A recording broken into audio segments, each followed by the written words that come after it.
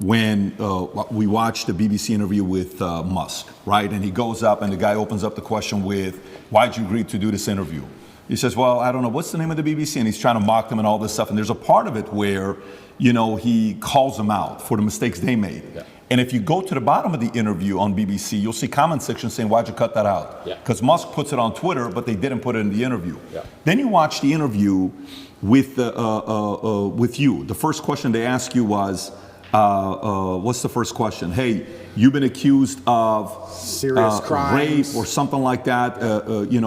Right off the bat, they asked that question of you. And then you see the interview, Lucy Williamson, I believe, her first question was, you're facing some very serious allegations. Have you raped anybody? That's the open question that they ask you. And the video they put up, the first one, they take it down. The second video they put up, that's 12 minutes like the highlight one, they turn, the comment section is open. There's 80,000 plus comments there. Then you look at Philip Schofield. Yeah. And you just brought up Philip Schofield. For people that don't know who Philip Schofield, do you mind explaining to people who he is? Yeah, he was a TV presenter in England. He was very famous. He ran the morning show. And he was grooming children for a very long time. And all the staff knew about it. And the people who worked on the show with them were being groomed by him. And everybody knew. And it was all a big ha-ha-ha joke. And now he's come out saying, oh, please don't pick on me, I feel sad. And the media is saying, I'll leave the guy alone. He is, when you go look up his Wikipedia, it says he rose to prominence as children's BBC continuity presenter from 85 to 87. Yep. Then went on to do programs on BBC and ITV for Going Live, This Morning, Dancing on Ice, All-Star Mr. and Mrs., The Cube, and a bunch of other things. And they interview him, okay? While he's going through the mess, after 27 years of being married, this one guy that he groomed since 10 years old, his name is McGreevy, I want to say, something McGreevy, that he's going through the process. Matthew McGreevy, they met at 10 years old at a theater group. At 15 years old, Philip follows him on Twitter. While the kid is 15, he follows him on Twitter. The guy celebrates it. Long story short, Ruth Langsford, they work together with. She files a complaint.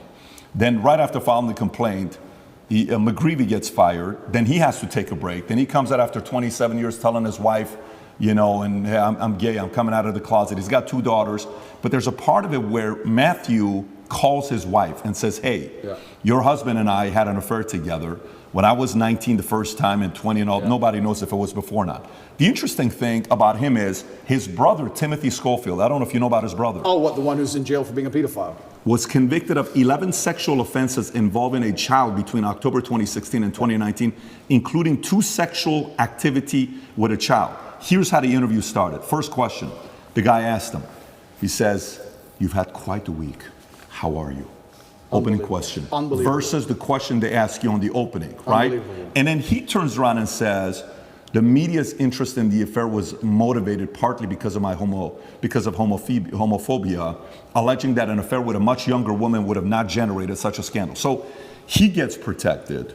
And he says, all those people who write those stuff, do they ever think that there's actually a person on the other end, right? This is proven. By the way, this is the part where even when somebody's watching you and saying, why are they taking him to court? Maybe he did something. Why are they taking Trump to court? Maybe he did something. Why are they taking this guy? He must have done something. There must have been something there, right? It's stuff like this BBC does. If BBC are watching this right now, I want to kind of remind you of your mission statement that you have on your website. We're going to put the link below to your mission statement. You can go find it. Here's what your mission statement is, BBC. This is why you've lost some credibility the last couple of years.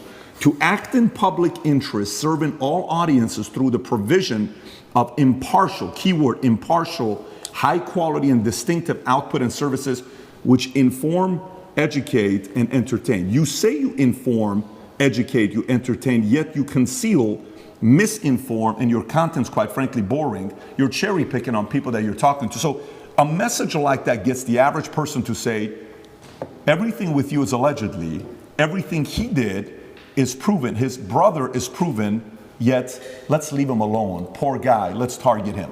This is where their argument has leaks in it. And somebody like you can tear it up. Absolutely. Philip is part of the club, and I'm not. And this is the thing. I'm a mentally resilient person, right? 14 months they've attacked me. I'm not going to sit and complain about that because that's not how I operate as a man. 14 months they've complained about me. If you type Romania, human trafficking, you type in any of these things, my name comes up, my face, I'm a bad person. I've lost all my bank accounts. I've lost all my social media accounts. I've been vilified all across the matrix in every single possible way. They print my face every single day with something negative next to it daily. Nobody gives a shit about my mental health, right? Because I'm the enemy. And what's scary about this is Lucy Williamson herself, she was begging me for an interview. The BBC were begging me for an interview. I don't need any of these people. The only reason I even sat down with the BBC is because they were begging me. I can go and just say my own words and get plenty of views, right? But the whole time I was in jail, they're begging me for an interview. Can we speak to him on the phone? Maybe you can give an interview from jail. Can we have an interview? Please, please, please, please. And I was saying, why do I want to talk to the BBC? And the BBC were saying, no, we don't want to do a hit piece. We want to come across, we want to be impartial. This is what they're telling me. This is what they're telling me. We want to be impartial. We believe there's a side of the story that hasn't been told. We're really interested in some of the, let's say, what's the word? I don't want to get this wrong. Inconsistencies in the Romanian justice system. We're very interested in his side of the story. There's been enough hit pieces. We want to tell the other side. We want to hear Andrew Tate's story. And I said no, on repeat. Then they sent me a list of questions. I didn't even ask for a list of questions. That's not who I am. I don't have to script. I never asked for a list of questions. They sent me a list of questions. Here's what we're going to ask. It's about his mental health. It's about the Romanian justice system. It's about the fact he hasn't been charged. His liberty's been deprived. All this stuff. And I thought, well, that's kind of interesting. Maybe it's a bit interesting. And the Matrix is obviously printing lies about me. And these are some interesting questions from the Matrix for the first time ever. Okay. They walk in here all smiles and happy, all smiley faces trying to take me off guard. I already had my list of questions, right? It's all going to be nice and easy. I sit down, and they instantly attack me. They put the cameras on first, and they attack me, expecting me to stutter and make a fool of myself. It's kind of like they tried to sucker punch me. I'm in the club, and they're my friends shaking my hand, and they tried to hit me and knock me out. And this is the thing that's so amazing about it. Yes, I destroyed the BBC. But of course I did, because I'm smarter than all of them. But why should I have to rely on my wit and intellect to destroy BBC with their research team and their plan? Their deliberate plan to try and annihilate not only my credibility, but my life. They are trying to put me back in jail, these people. They're not dishonest. They're genuinely evil. And they don't give a shit. And so why should I even sit there and entertain them? I believe I could slip every single sucker punch they throw at me for the rest of human time. I could sit with any of these clowns. And no matter who they sit with their research team, whatever garbage they come up with, I'll make a fool of all of them. But why am I even entertaining them anymore? What's the point? That was the last chance I gave mainstream media. They lied for months to get that interview with me.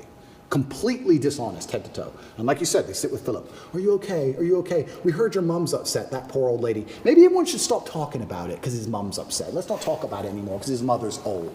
You're either part of the club or you're not. You have to sell your sanity nowadays. If you sell your sanity, you're afforded protections. That's the reality of it, because if you're a sane thinking person, you don't buy their bullshit. And that's what upsets them. They don't want anybody who thinks for themselves. They need you to they want you to believe exactly what's on the television screen.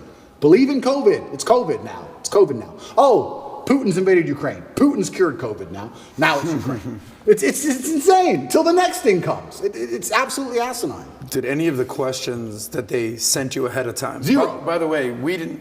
There was no. No, that's not how we operate. Asked us ahead of time whatsoever. Did they ask you any of the questions they Zero. said they were going to ask you? Zero. They start with an attack and it became a battle instantly. Did they ask you at any point what jail was like? Zero. What your mental health was like? Zero. You completely missed the mark when everyone wants to know what was jail like. And they don't even ask you that question. But this is what's so interesting about it. These people are so detached from reality, because they are genuinely detached from reality. They think that finding a video I made 8 years ago, a 4-hour speech I made 8 years ago, and finding one line of it without context that can be misconstrued, they think that sitting down with me and saying that to me is an aha moment. Nobody cares. Because you're taking out of context, one. And I said you're taking things out of context. She goes, I'm not taking it out of context. I said, if you're presenting it without context, that's taking it out of context. That's what it is. You're lying by omission. I said that to her after the camera's off, and she looked at me because she didn't understand. When you omit details, when you refuse to put in all of the details, you can lie by including one detail which may happen to be true. You can tell the truth and miss all the details around the truth, and you are lying by omission. You're lying by omission. And you're sitting here saying, oh, you said this 8 years ago. Nobody cares. Because they know me, and they know I didn't mean it in that way, and they know it's taken out of context, and they know that it's an old video on the internet, and it's not even an aha moment they think it is.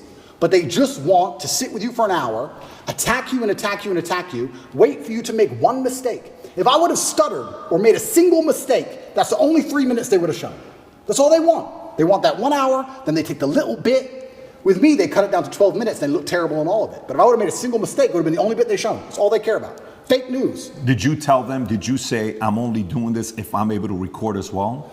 I said that. Because I know that's what happened with Trump as well a couple years ago. I didn't even tell them, I just recorded it. Okay, so they didn't know you were recording. They didn't know I was recording until afterwards, and then I said, that was dishonest, I'm gonna release the whole video. You told them before you released it? I told them. There is no contract or agreement with BBC? No. Nothing was signed, it was just simply an interview, okay. Because I think that was very important when you released it, for people to see what fully was said versus, and by the way, you know the Philip Schofield interview that they put up, the 12-minute one that just came out, you know the comments are turned off. Of course they are. The comments are turned off, yours are turned on, his is turned off. Of course. And who knows many reasons why they would do that. But going back to BBC. So, okay, they come, they want to ask the questions of you. For some of the people that maybe aren't following the story closely, but they know who you are. We're in the car, we're driving, and a lot of people are asking questions. We ask the drivers, like, hey, are you going to Tate's place? How do you know we're going to Tate's place? And he says, well, who's Tate? Oh, Andrew Tate. Oh, tell us about Andrew Tate. Well, this is, okay. What kind of a guy is he? He said, I actually really like him. I said, why do you think he's going through what he's going through right now? Oh, it's always because of money. Okay, so we're at a different restaurant. So tell us, why are you going through this? Why is he going? Everybody's saying a similar thing about this, right? But for those who don't know, there's 3 different camps. Yeah. The camp that already sees you guilty, it doesn't matter what they read. So for example, this story here, from BBC came out just last night, 10:30.